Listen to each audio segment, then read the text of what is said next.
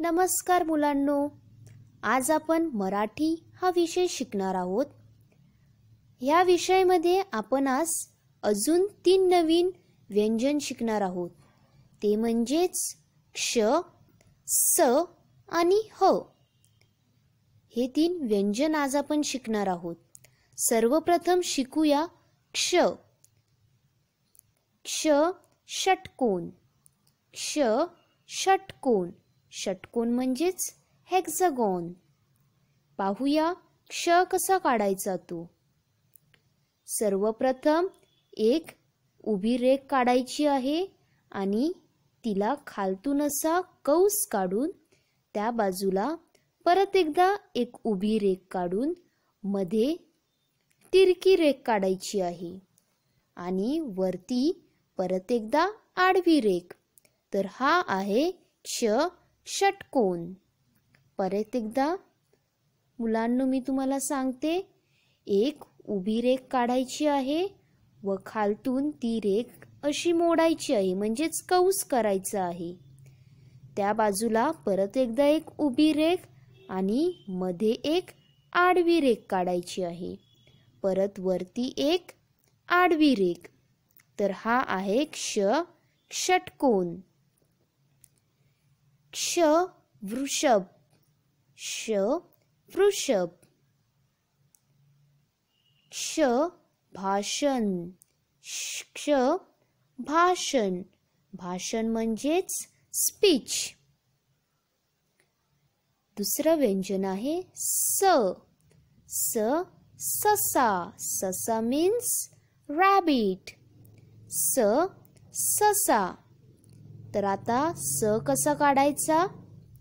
एक उलटा कंस काढायचा आहे व त्यावर खालून एक तिरकी अशी रेघ काढायची आहे. या प्रकारे बाजूला एक छोटीशी आडवी रेघ व त्या बाजूला परत एक अशी उभी रेघ काढून वरती एक आडवी रेघ.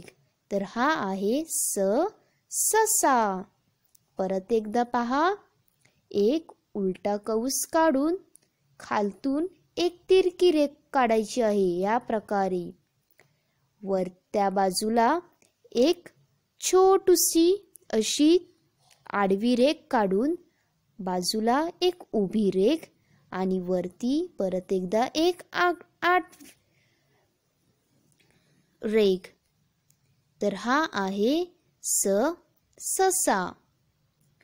स सदरा. सदरा म्हणजे शर्ट. स सदरा. स सहा. स सहा. आता दुसरा व्यंजन आहे ह. ह हत्ती. ह हत्ती. हत्ती मीन्स एलिफंट. पाहूया ह कसा काढायचा तो आता. एक उभी रेघ आणि मग छोटूसा असा कंस काढून परत एकदा असा उलटा कंस काढायचा आहे आणि मग परत असा मोठा कंस काढायचा आहे. हा आहे ह हत्ती. एक उभी रेघ नंतर छोटूसा कंस काढायचा आहे. तदनंतर परत एक उलटा कंस आणि मग परत एक मोठा कंस. वरती एक आडवी रेघ. हा आहे ह हत्ती. ह हरिण. ह हरिण means deer. We called it as deer in English. ह हरिण. ह हमाल. ह हमाल. तर मुलांनो हे 3 व्यंजन तुम्हाला समजलेच असतील. Thank you.